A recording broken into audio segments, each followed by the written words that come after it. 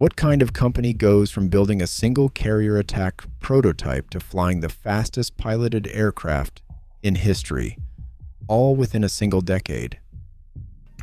From the early 50s through the mid-60s, North American Aviation designed 12 aircraft that reshaped how America fought, trained, and explored the edge of space. Not everyone succeeded, and that story begins with a lone turboprop experiment on a Navy flight deck. The North American X, a 2J Super Savage, first flew on January 4th, 1952. The Navy needed a heavy attack plane capable of carrying massive payloads directly from aircraft carriers. North American responded with a twin turboprop design featuring hydraulic folding wings, heavy landing gear, and advanced leading-edge slats. Yet, only one prototype was ever built. Its complex Allison T-40 engines proved unreliable, frequently losing power during tests. By 1954, the Navy canceled the project in favor of pure jet designs. But this single prototype demonstrated how the company could master the structural demands of heavy carrier operations. The Pratt & Whitney J-57 afterburning turbojet roared to life on May 25, 1953, powering the F-100 Super Sabre on its maiden flight. Designed for the United States Air Force, this single-engine fighter-bomber was built to exceed the speed of sound in level flight. Supersonic capability was no longer an experimental luxury. It was now a practical requirement for modern air combat. North American Aviation manufactured 2,294 of these aircraft, shifting the company's identity from a designer of ambitious prototypes to a reliable supplier of combat-ready fleets. Yet, the leap in performance brought lethal risks. Early models suffered from a violent aerodynamic instability known as the Sabre dance, leading to fatal crashes, including the loss of Chief Test Pilot George Welch in late 1954. The Air Force grounded the entire fleet until engineers added a 27% larger vertical tail. Once modified, the Super Sabre became a dependable tactical workhorse, eventually flying over 360,000 combat sorties in Vietnam. In 1953, North American divided its engineering efforts between sea duty and pilotless flight. The Navy required a carrier-capable version of the Sabre, leading to the FJ-3 Fury. The company built 538 of these single-jet fighters, strengthening the undercarriage to handle violent deck impacts and the high-tension stress of steam catapult launches.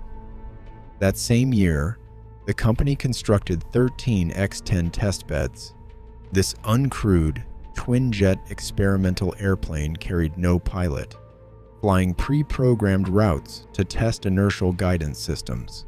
These remote flights proved automation could operate at twice the speed of sound, establishing essential flight data without risking a human crew. By 1954, naval feedback drove a thorough redesign with the FJ-4 Fury. North American built 374 of these single-jet fighters. Rather than copying the FJ-3, yes, the FJ-4 featured a much thinner wing and expanded internal tanks to solve the Navy's need for greater combat range. This smaller production run carried more weight and flew further, proving that iterative refinement could transform a modified land fighter into a highly capable, purpose-built naval strike weapon. On September 10, 1956, the YF-107 took to the skies, showcasing a radical dorsal air intake mounted directly over the cockpit. This single-engine prototype fighter, powered by a massive Pratt & Whitney YJ-75 turbojet, was built to fly at twice the speed of sound. North American Aviation designed the aircraft to compete with the Republic XB-105 Thunder Chief for a tactical fighter bomber contract. Despite reaching Mach 2 during early tests, the design carried severe risks. The Air Force worried about foreign object damage to the overhead intake, and pilots feared ejecting directly into a roaring engine. Ultimately, the military chose the F-105. Only 3 prototypes were constructed, yet these 3 airframes proved how far North American engineers were willing to push aerodynamics in pursuit of raw speed. In 1958, North American aviation addressed the Navy's dual needs for pilot preparation and frontline power. To train the next generation of aviators for high-performance flight, the company developed the T-2 Buckeye. North American built 529 of these twin-jet trainers, creating a forgiving platform that safely introduced student pilots to the demanding dynamics of jet flight. A reliable trainer was just as strategically important as a combat aircraft. It built the human foundation of naval aviation. While the T-2 secured the training pipeline, another 1958 design expanded the fleet's offensive reach. The A-5 Vigilante was a twin-jet carrier attack airplane designed for high-performance strike missions. North American produced 167 of these advanced aircraft, featuring a large wing and sophisticated digital systems. Though its original bombing role evolved, the Vigilante served as the Navy's premier high-end naval strike solution. Together, these parallel programs proved North American could simultaneously supply the educational infrastructure and the combat readiness required for modern naval operations. In 1958, North American aviation moved beyond the battlefield, applying its swept-wing jet expertise to the commercial market. The result was the Sabreliner, a pressurized twin-engine business airplane that utilized design lineage from the F-86 Sabre. This entry into corporate aviation represented a major expansion in company output, shifting focus from strictly defense contracts to commercial diversification and broader market opportunities. The strategy succeeded because the aircraft appealed to both civilian corporations and the military. While corporate executives bought the fast, quiet transport for rapid travel, the United States Air Force adopted the design as the T-39, utilizing it for utility transport and radar training. This dual market appeal created a steady, long-term production line that insulated the company from sudden defense budget cuts. Ultimately, North American built more than 800 Sabreliners.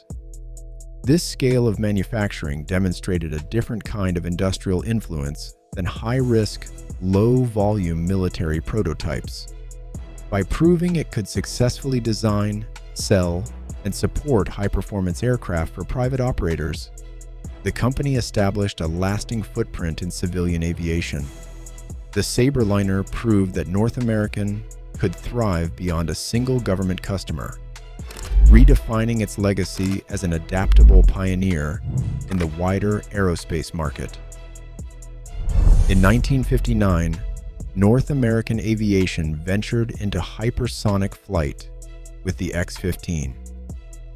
The company built just 3 of these rocket-powered research vehicles for a joint program with NASA and the military.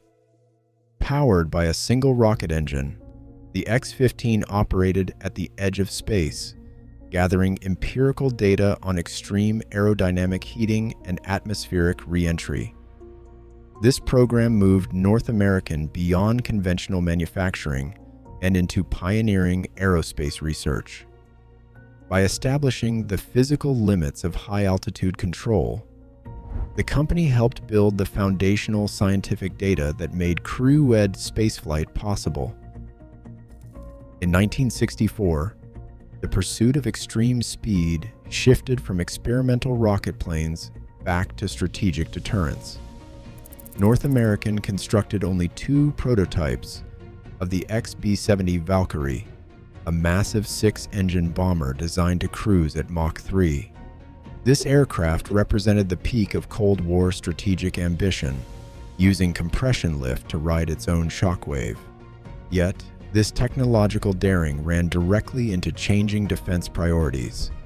As surface-to-air missiles advanced and intercontinental ballistic missiles matured, the costly high-altitude bomber became vulnerable and obsolete before production could begin.